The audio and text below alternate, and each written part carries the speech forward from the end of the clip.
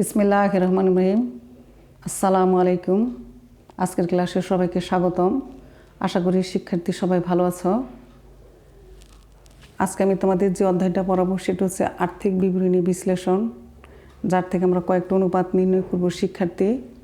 যার জন্য একটা আমি প্রশ্ন সাজিয়েছি, দেখি প্রশ্নটাতে কী কী বলা আছে আমাদের এখানে। তাহলে দেখো আমরা প্রশ্নটা পড়ি। সানমুন লিমিটেড এর হিসাব বই থেকে নিম্নের আর্থিক তথ্য পাওয়া গেল। এখন খেয়াল করে দেখো কী কী তথ্য আমরা তাহলে পাচ্ছি এখানে। মোট লাভ 85,000 টাকা, নেট লাভ 37,000 টাকা, বিক্রয় 2,50,000 টাকা, বিনিয়োজিত মূলধন 2 লক্ষ টাকা, চলতি সম্পত্তি 75,000 টাকা, চলতি দায় 42,000 টাকা, সমাপনী মজুত পণ্য 10,000 টাকা দেওয়া আছে শিক্ষার্থী। এর মধ্যে দেখো খেয়াল করে আমরা কী কী চেয়েছি অঙ্কে তোমাদের কাছ থেকে। কতে বলা আছে বিক্রিত পণ্যের ব্যয় নির্ণয় করো, খতে বলা আছে মোট লাভ অনুপাত ও নেট লাভ অনুপাত নির্ণয় করো। এর মধ্যে দেখো বলা আছে আমাদের গতে চলতি অনুপাত ও তড়িৎ অনুপাত নির্ণয় করো। তাহলে এখানে দেখো আমরা কয়েকটা বিষয় চেয়েছি তোমাদের কাছে। আগে আমাদের তাহলে তৈরি করতে হবে বিক্রিত পণ্যের ব্যয় শিক্ষার্থী। তাহলে আমরা একটু কতে তোমাদেরকে নিয়ে তাহলে কাজ করি। দেখো খেয়াল করে বিক্রিত পণ্যের ব্যয় তাহলে আমরা লিখি বিক্রিত পণ্যের ব্যয় আমরা একটু লিখে নিই। তাহলে দেখো খেয়াল করে শিক্ষার্থী আমরা বিক্রিত পণ্যের ব্যয় সমান আমরা জানি। খেয়াল করে দেখো নিট বিক্রয় থেকে, অর্থাৎ বিক্রয় থেকে বাদ যাবে। এখন খেয়াল করে দেখো বিক্রয় থেকে বাদ যাবে হচ্ছে আমাদের মোট লাভ। বিক্রয় থেকে বাদ যাবে এখন কি মোট লাভ। দেখো খেয়াল করে শিক্ষার্থী আমরা এখানে যদি একটু দেখে থাকি আমাদের অঙ্কে এখানে আমাদের, তাহলে দেখো খেয়াল করে এখানে বিক্রয় পরিমাণ আমরা কত পেয়েছি শিক্ষার্থী।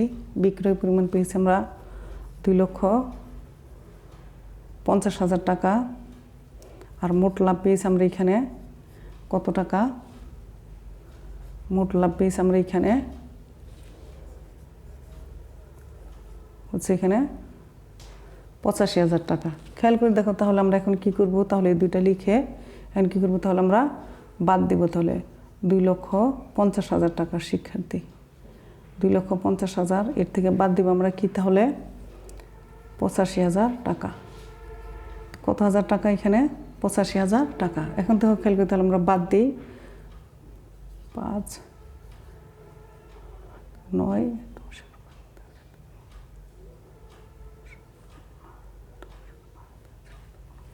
অর্থাৎ হলো 1,00,000 কত হাজার টাকা 65,000 টাকা।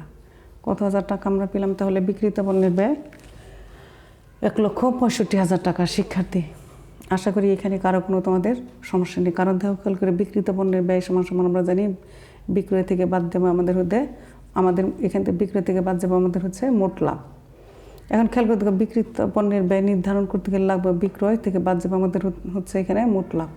আমরা বিক্রয় পেয়েছি এখানে 2,50,000 টাকা, মোট লাভ পেয়েছে হচ্ছে 85,000 টাকা, যার থেকে বাদ দিলে আমাদের 1,65,000 টাকা শিক্ষার্থী। এর মধ্যে দেখো খেয়াল করে আমরা কত যে কাজ করলাম, আশা করি তোমাদের এখানে কারো কোনো সমস্যা নেই শিক্ষার্থী। এখন দেখো খেয়াল করে আমরা খতে একটু চলে যাব তোমাদেরকে নিয়ে। খতে কি বলছে মোট লাভ অনুপাত, মোট লাভ অনুপাত, মোট লাভ অনুপাত, মোট লাভ অনুপাত আমরা কি জানি, তাহলে মোট লাভ উপরে যাবে, মোট লাভ ভাগ হচ্ছে আমাদের নেট বিক্রয়, নেট বিক্রয়। এখানে আমরা নেট বিক্রয় ব্যবহার করতে পারতাম, গুণন হচ্ছে আমাদের এখানে 100। তাহলে দেখো খেয়াল করে শিক্ষার্থী আমরা এখানে মোট লাভ কত পেয়েছি কিছুক্ষণ আগে আমরা দেখিয়েছি তোমাদেরকে। মোট লাভ হচ্ছে আমাদের এখানে 85,000 আর নেট বিক্রয় পেয়েছে আমাদের 2,00,000 কত হাজার টাকা 50,000 টাকা। 2,50,000 টাকা গুণন হচ্ছে আমাদের কত 100, গুণন হচ্ছে আমাদের 100। তাহলে আমরা কি করলাম, মোট লাভ হচ্ছে এখানে 85,000 ভাগ হচ্ছে নেট বিক্রয় এখানে 2,50,000 টাকা, গুণন হচ্ছে আমাদের 100। তাহলে আমরা এখন কি করব শিক্ষার্থী, ভাগ করব। এখন শিক্ষার্থী দেখো খেয়াল করে আমরা 85,000-কে 2,50,000 টাকা দিয়ে ভাগ করে 100 দিয়ে গুণন করেছে, যার মান হয় এখানে 34, যার মান হয় কি 34। যেহেতু আমরা এখানে মোট লাভ অনুপাত তৈরি করছি 100 আছে, সেহেতু আমরা এখানে কী দিয়ে প্রকাশ করবো, এটাকে পার্সেন্টেজ দ্বারা এটাকে আমরা প্রকাশ করব শিক্ষার্থী।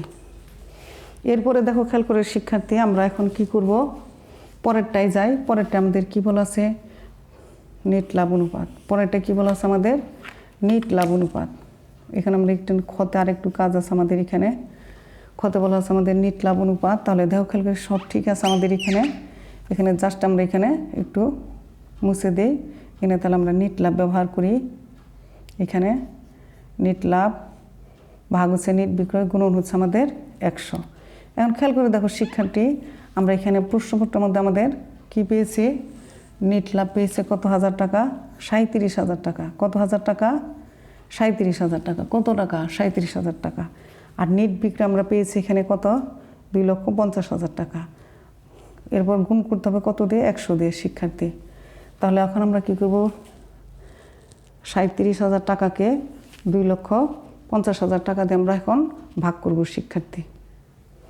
শিক্ষার্থী দেখো খেয়াল করে আমরা কি করেছি, 37,000-কে 2,50,000 টাকা দিয়ে ভাগ করে 100 দিয়ে গুণন করেছি, কত হয়েছে 14.180, যাকে আমরা কি করব পার্সেন্টেজ দ্বারা হচ্ছে প্রকাশ করব শিক্ষার্থী। কত হলো তাহলে আমাদের 14.80, আমরা এটাকে কি দ্বারা প্রকাশ করব, পার্সেন্টেজ দ্বারা এটাকে প্রকাশ করব শিক্ষার্থী। আশা করি শিক্ষার্থী ক্ষতেও কারো কোনো সমস্যা নেই। শিক্ষার্থী খেয়াল করে দেখো, তাহলে আমরা এখন গতে চলে যাব তোমাদেরকে নিয়ে। গতে কি বলা আছে আমি একটু মুছে নিই এখন, তাহলে কখটা। এখন দেখো শিক্ষার্থী আমরা একটু চলে যাই তোমাদেরকে নিয়ে এখন গতে।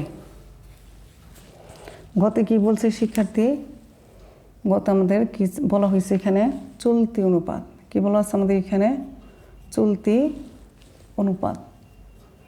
চলতি অনুপাত শিক্ষার্থী খেয়াল করে দেখো, আমরা চলতি অনুপাত সমান সমান কি জানি, চলতি সম্পত্তি। চলতি সম্পত্তি ভাগ হচ্ছে আমাদের চলতি দায়। কি বলা আছে আমাদের এখানে, আমরা কি জানি, চলতি অনুপাত সমান সমান, চলতি অনুপাত সমান সমান আমরা জানি, চলতি অনুপাত সমান সমান চলতি সম্পত্তি ভাগ হচ্ছে আমাদের এখানে চলতি দায় শিক্ষার্থী। দেখো খেয়াল করে শিক্ষার্থী, আমাদের এখানে দুইটা মানি এখানে দেওয়া আছে, আমাদের এখানে দুইটি মানি আমাদের এখানে দেওয়া আছে। চলতি সম্পত্তি সমান সমান আমরা পেয়েছি এখানে, দেখো খেয়াল করে সরাসরি মান পেয়েছি এখানে 75,000 টাকা। আর চলতি দায় আমরা সমান সমান পেয়েছি এখানে কত হাজার টাকা, 42,000 টাকা শিক্ষার্থী। এখন আমরা কি করব, মানটা বসিয়ে দিই। তাহলে এখন মানগুলো বসিয়ে দিয়ে আমরা ভাগ করব। খেয়াল করে দেখো শিক্ষার্থী, 75,000 ভাগ হচ্ছে কত, 42,000 টাকা শিক্ষার্থী। কত হাজার টাকা, 42,000 টাকা। এর এখানে আমরা কি করব, তাহলে শিক্ষার্থী ভাগ করব এখন।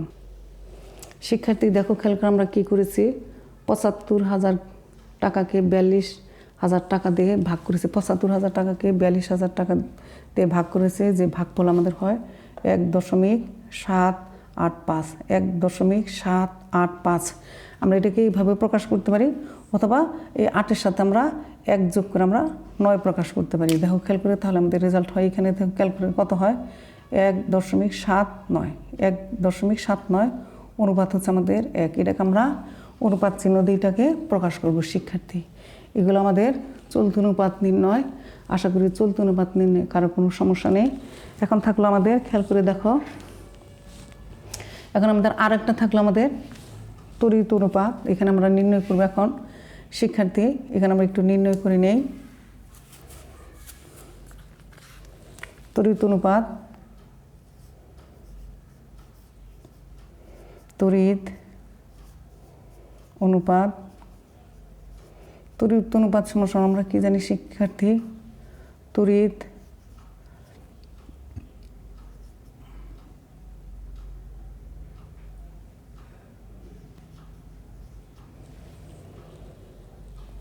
তড়িৎ সম্পদ ভাগ হচ্ছে আমাদের চলতি দায়। ভাগ হচ্ছে আমাদের কি, চলতি দায়। কি বললাম আমরা, তড়িৎ সম্পদ ভাগ হচ্ছে আমাদের চলতি দায়। আমাদের এখানে চলতি দায় দেখো খেয়াল করে শিক্ষার্থী এখানে সরাসরি দেওয়া আছে, কিন্তু তড়িৎ দায় আমাদের এখানে দেওয়া নাই। আমরা এখানে একটু নির্ণয় করে নেই, এখানে একটু তড়িৎ সম্পদ আমরা একটু নির্ণয় করে নিই। তাহলে তড়িৎ সম্পদ সমান সমান আমরা যা জানি চলতি সম্পত্তি বিয়োগ হচ্ছে আমাদের কি, যেহেতু আর কোন সমাপনী মজুত পণ্য আছে আমাদের এখানে, এখানে আমরা কি করব, বাদ দেব শিক্ষার্থী।